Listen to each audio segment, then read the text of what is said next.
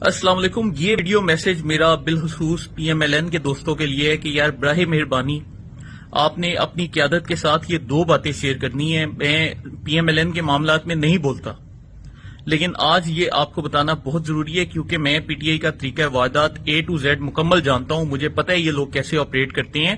Basically یہ کرتے کیا ہیں کہ یہ آپ کو بیک فٹ پر ڈالتے ہیں. پہلے انہوں نے فارم 45 کے دعوے کیے. کل ایک ٹویٹر سپیس میں حماد اظہر نے، وہ ماریو کے ساتھ ٹویٹر سپیس تھی، وہ بندہ نا ادھر کہتے ہیں کہ جی یہ دیکھیں میرے پاس ایک فارم 47 بھی ایک پڑا ہوا ہے جس میں ہم الیکشن جیتے ہیں، بعد میں ہمیں پی ایم ایل این نے ہرا دیا. تو پی ایم ایل این کے ایک ورکر تھے، انہوں نے ان کو الیکشن کمیشن کا ویب لنک دیا. جب اس نے ماریو نے خود جا کر دیکھا تو جو الیکشن کمیشن کے اوپر فارم 47 تھا اس پہ سٹیمپ لگی تھی وہ اصلی تھا. اور اس انگریز نے بھی، جس کو پی ٹی آئی خود پیسے دے کر اس سے سپیس کروا رہی تھی، اس نے اعتراف کیا کہ یہ جو الیکشن کمیشن پہ لگا ہے یہ اصلی ہے. حماد اظہر نے جو مجھے فارم دکھایا ہے وہ جعلی ہے. بیسیکلی پی ٹی آئی دھاندلی والے یہ جو کرتے رہے ہیں نا، شور مچاتے رہے ہیں، ان کو پورا فارم 45 فارم 47 کا پروسیس پتہ ہے. میرا ذاتی اندازہ یہ ہے کہ انہوں نے جعلی فارم 45 تیار کیے ہوئے ہیں، اس کی فوٹو کاپیاں تیار کر کے انہوں نے اس وقت پورے میڈیا کو مس گائیڈ کیا ہے. اور انہوں نے یہ جو جعلی کاپیاں تھیں الیکشن کی رات 8 یا 9 بجے ہی شیئر کرنا شروع کر دی تھی. تو ایک بھی فارم 45 جو سے آپ براہ مہربانی سوشل میڈیا ہائپ سے نہ گھبرائیں. ان کے ہو سکتا ہے ان کے فارم 45 50 یا 60% جعلی نکلیں. میں آپ کو بالکل وثوق سے یہ بات بتا رہا ہوں کہ یہ لوگ اس طرح کی حرکتیں کرتے ہیں.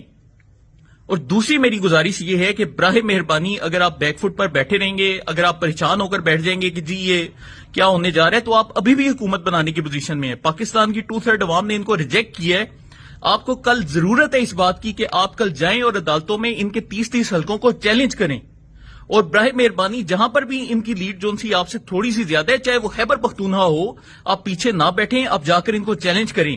جب آپ چیلنج کریں گے، ان کو ایک جگہ بھی یہ تاثر آیا نا، یہ شبہ بھی ان کو لگا کہ الیکشن متنازع ہو رہے ہیں اور ہماری جو سیٹیں جائیں گی، تو یہ جو گوہر پراکسی ہیں اور شیر افضل مروت ہیں جن کو گھر میں کوئی سالن نہیں پوچھتا اور زندگی میں پہلی دفعہ اسمبلیوں میں آنے لگے ہیں، یہ آپ کے سامنے الیکشنوں کا دفاع کریں گے، آگے بڑھ کے بولیں گے کہ جی پی ڈی ایم کی حکومت ہونی چاہیے، کوئی نہیں ہم اپوزیشن کریں گے، بڑے فری اینڈ فیئر الیکشن ہے.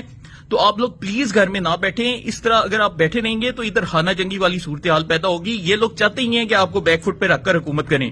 تو آپ نے بیک فٹ پر نہیں ہونا، شخصیت پرستی کا مقابلہ کرنا ہے. بہت شکریہ.